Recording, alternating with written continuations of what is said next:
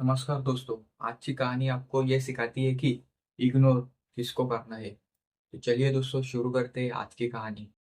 अगर हम सही दिशा में चलते रहे और अपने कर्मों पर विश्वास रखें तो एक दिन वह हमें मिलेगी जो हमारे लिए सर्वश्रेष्ठ है। जीवन में कभी भी खुद को कमजोर ना समझें। हमारी मेहनत और हमारी सच्चाई हमेशा हमें सफलता दिलाती है। हमें अपनी दिशा पर विश्वास रखना चाहिए, क्योंकि जो हमारे लिए है वह हमें समय आने पर मिलेगा।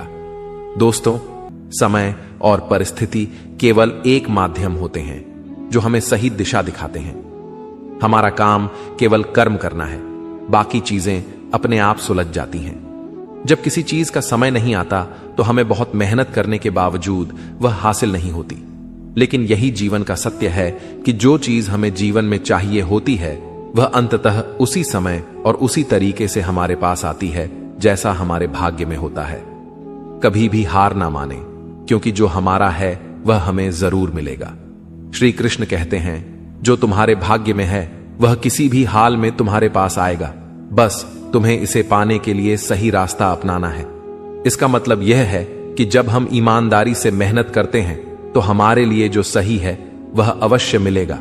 हमें कभी भी घबराना नहीं चाहिए, क्योंकि समय हमें वही देगा जो हमें चाहिए। हमारे जीवन में जो कुछ भी घटता है वह किसी कारण से होता है। कभी हम महसूस करते हैं कि हमारे पास जो कुछ नहीं है वह किसी और के पास है, लेकिन क्या आप जानते हैं, जीवन में जो हमारी तकदीर में है वह हमें समय आने पर ही मिलता है। हमें जो चाहिए होता है वह हमारे नसीब से आता है और वह कभी नहीं चूकता। हम जितना धैर्य रखेंगे उतना जल्द वह हमारी ओर बढ़ेगा। कुछ लोग सोचते हैं कि उनके पास जो नहीं है वह कभी भी नहीं आएगा, लेकिन सच्चाई यह है कि जो नसीब में है वह हमेशा मिलेगा। हमारी कोशिशें और हमारे कर्म हमें वही प्राप्त कराते हैं जो हमारे भाग्य में होता है। जीवन में जो कुछ भी हम खोते हैं वह फिर से हमें किसी और रूप में मिलता है। इसलिए हमें समय का इंतजार करना चाहिए और धैर्य रखना चाहिए।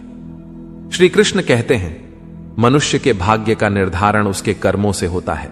जो तुम्हारे भाग्य में है वह किसी भी परिस्थिति में तुम्हारे पास आएगा, बस तुम अपने कर्म में लगे रहो।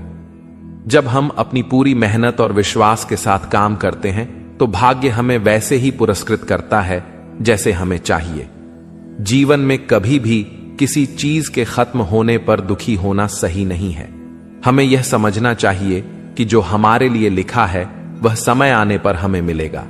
जैसे एक बीज को अंकुरित होने में समय लगता है, वैसे ही हमारी मेहनत और विश्वास से हमारे सपने भी समय के साथ आकार लेते हैं। अगर हमें लगता है कि कुछ हमें अब नहीं मिल सकता तो हमें अपने मन को शांत और सकारात्मक रखना चाहिए।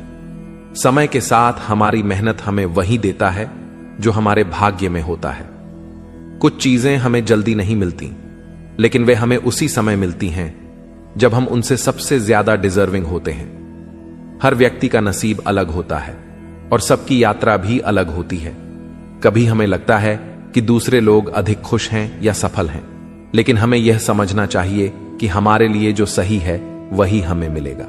कभी किसी की सफलता से घबराएं नहीं, क्योंकि हमारा भाग्य हमें वह देगा जो हमें चाहिए और जब हमें चाहिए। श्री कृष्ण ने कहा है, जो तुम्हारे लिए नियति में लिखा है वह किसी भी हालत में तुमसे छूट नहीं सकता। यही सच्चाई है जीवन की। हमें जितना अधिक कर्म पर विश्वास होगा उतना ही हमारे नसीब में जो है वह हमारे पास आएगा। हमें सिर्फ अपनी मेहनत पर भरोसा रखना है, बाकी सब चीजें समय और ईश्वर के हाथ में हैं। जीवन में हर पल की एक खास अहमियत होती है और हर काम का अपना समय होता है। जब हम समझते हैं कि जो हमारे भाग्य में है वह हमें मिलेगा तो हम उस पर विश्वास रखने लगते हैं। किसी भी काम को करने से पहले हमें अपना सबसे अच्छा देना चाहिए, क्योंकि यही रास्ता है जो हमें हमारे लक्ष्य तक पहुंचाता है। कभी भी किसी स्थिति को देखकर घबराने की जरूरत नहीं होती। हर किसी के जीवन में उतार चढ़ाव आते हैं, लेकिन जो नसीब में है वह हमें मिलकर रहता है। समय से पहले या बाद में नहीं, वही समय आता है जब हमें हमारी मंजिल मिलती है। हमें सिर्फ धैर्य रखना चाहिए और विश्वास बनाए रखना चाहिए। नसीब का खेल बहुत अद्भुत होता है। कभी हमें लगता है कि कुछ हमारी पकड़ में नहीं है, लेकिन समय आने पर हम देखते हैं कि वही चीज हमें बिना किसी प्रयास के मिल जाती है। यही जीवन का सच है। जो हमारे लिए है वह हमें मिलेगा। हमें केवल प्रयास करते रहना है, बाकी सब कुछ ईश्वर की योजना पर छोड़ देना चाहिए। हमारे जीवन में जो कुछ भी घटित होता है वह हमारे नसीब का हिस्सा होता है।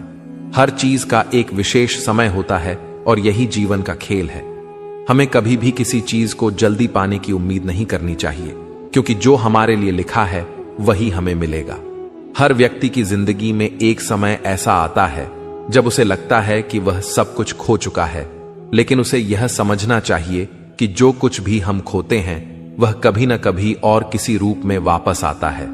केवल अपनी उम्मीदें और आत्मविश्वास बनाए रखना। हमारी मेहनत के साथ साथ हमें विश्वास भी रखना चाहिए कि जो हमारे लिए है वह हमें मिलेगा। समय और परिस्थिति केवल एक कड़ी होती है जो हमें अपने लक्ष्य तक पहुंचने के लिए प्रेरित करती है। कभी किसी से तुलना मत करें। आपके जीवन का रास्ता आपके लिए अलग है। जो आपका है वह आपको जरूर मिलेगा। बस कर्म करते जाएं और नसीब पर विश्वास रखें। कभी किसी बात को लेकर परेशान ना हो, क्योंकि जो आपका है वह समय आने पर आपको मिलेगा। हम जितना धैर्य रखेंगे उतना ही हमें जीवन में मिल जाएगा। हर वस्तु, हर विचार और हर कार्य का अपना सही समय होता है। जो हमारे लिए है वह कभी नहीं छूटता। बस हमें अपने कर्मों पर विश्वास रखना चाहिए और उसे पूरी ईमानदारी से करना चाहिए। दुनिया में तुम कुछ भी करो, ना ही जिम्मेदारी और ना ही कर्म तुम्हारा कभी पीछा छोड़ेंगे। तुम राजा रहो या भिखारी, अगर तुम्हारे भीतर तुम्हारे मन में परिवर्तन नहीं होगा तो एक भिखारी जो दुख उठा रहा है वही दुख एक राजा भी उठा सकता है। और अगर हम भीतर से परिवर्तित हो जाते हैं तो एक राजा जो सुख उठाता है, भिखारी भी वही सुख उठा सकता है। भागने से कुछ नहीं होता, सिर्फ इतना ही हो सकता है कि तुम जिंदगी भर भागते रहो और तुम्हारी समस्याएं तुम्हारे पीछे भागती रहें। इसलिए सामना करो, खुद का सामना करो।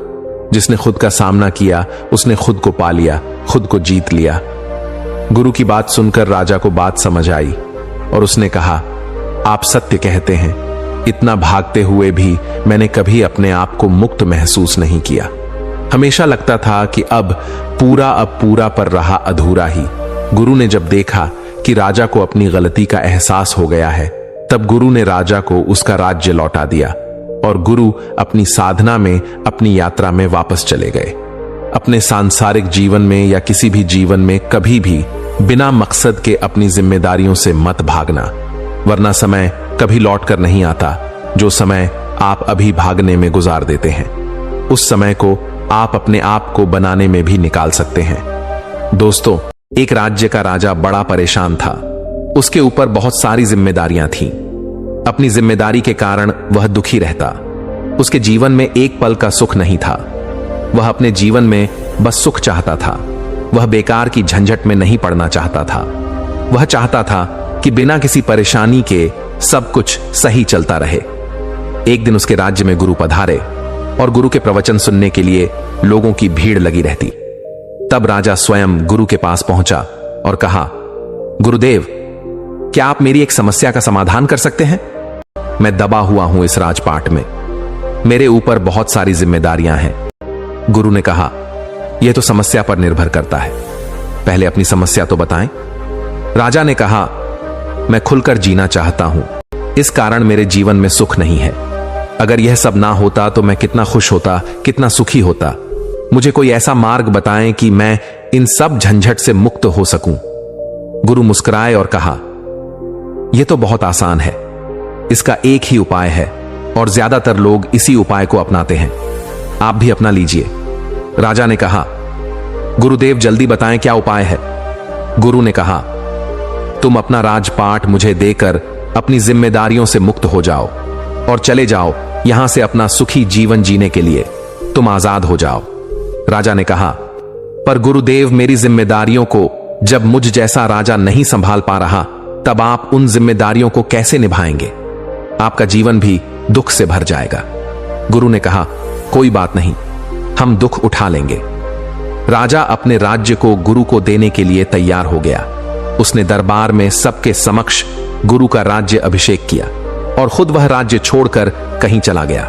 जाते समय वह अपने साथ कुछ धन लेकर गया था। वह अपने जीवन को निश्चिंतता के साथ काटना चाहता था। किसी चीज का कोई दबाव नहीं, कोई डर नहीं, कोई परेशानी नहीं। उस धन से 1 वर्ष तक उस राजा का हिसाब किताब ठीक चलता रहा, पर धीरे धीरे धन खत्म होने लगा। अब राजा को परेशानी और चिंता होने लगी कि आने वाले समय में वह कैसे जीवन व्यतीत करेगा। तब उसने बचे हुए धन से कुछ व्यापार आरंभ करने की सोची। उसने एक छोटा सा व्यापार आरंभ किया, पर उस व्यापार ने उस राजा को इतना घाटा दिया कि जो धन 5 महीने में खर्च होता वह 1 महीने में ही खर्च हो गया, और राजा के ऊपर कर्जा भी हो गया। कर्ज में उसका सब कुछ बिक गया और वह सड़क पर आ गया। इतने दुखों को देखकर वह चिल्लाता कि यह दुख मेरा पीछा क्यों नहीं छोड़ रहे। उसके पास खाने के लिए भी पैसे नहीं थे। एक रात वह भूख से तड़प रहा था, तभी वहां एक राज्य की राजकुमारी गुजरी। राजकुमारी ने जब उस राजा को भूख से तड़पते हुए देखा तो उस पर राजकुमारी को बहुत दया आई। राजकुमारी ने उस राजा को भोजन कराया और पूछा कि आप कौन हैं। राजा ने अपने बारे में उसे कुछ नहीं बताया, पर राजकुमारी को वह राजा बहुत पसंद आ गया था। तब उसने कहा, मैं आपको पसंद करती हूं, अगर आप चाहें तो हम विवाह कर सकते हैं। मेरे पिता के बाद आप ही हमारे राज्य के राजा होंगे।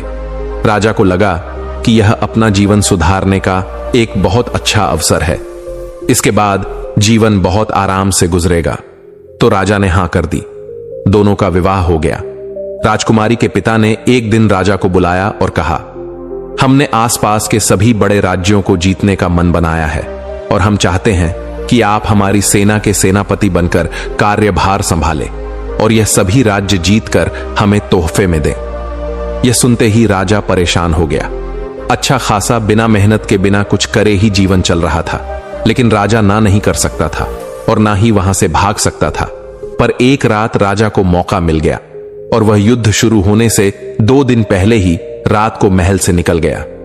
अपने साथ कुछ धन लेकर वह एक दूसरे राज्य में चला गया, पर फिर से कुछ समय बाद उसका धन खत्म हो गया।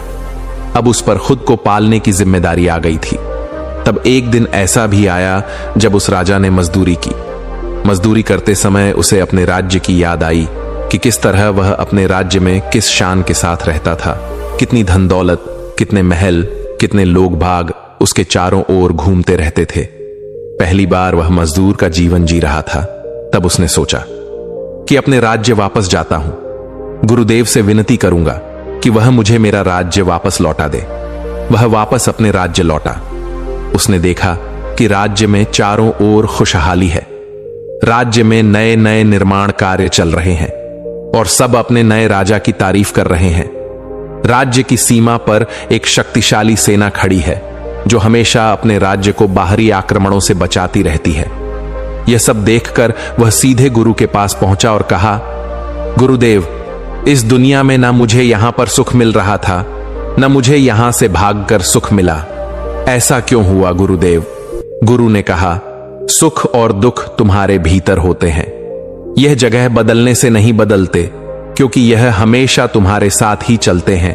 क्योंकि तुम नहीं बदल रहे तो तुम्हारे सुख और दुख कैसे बदलेंगे जो अपनी जिम्मेदारियों से भागते हैं।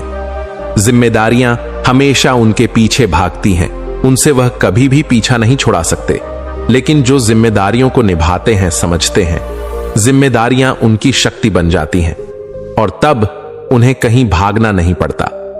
गुरु ने एक चिड़िया की घोंसले की ओर इशारा करते हुए कहा, अगर यह इस जिम्मेदारी से भाग जाए तो क्या होगा? क्या इसके बच्चे बचेंगे या यह खुद बच सकेगी? आज यह सुरक्षित है और उसके बच्चे भी सुरक्षित हैं, तो यह इसकी जिम्मेदारी को पूरा करने की वजह से है, उसकी मेहनत की वजह से है। इस चिड़िया को देख रहे हो, यह घोंसला बनाती है ताकि इसके बच्चे घोंसले में सुरक्षित रह सकें। दोस्तों, आज की कहानी यहीं समाप्त होती है।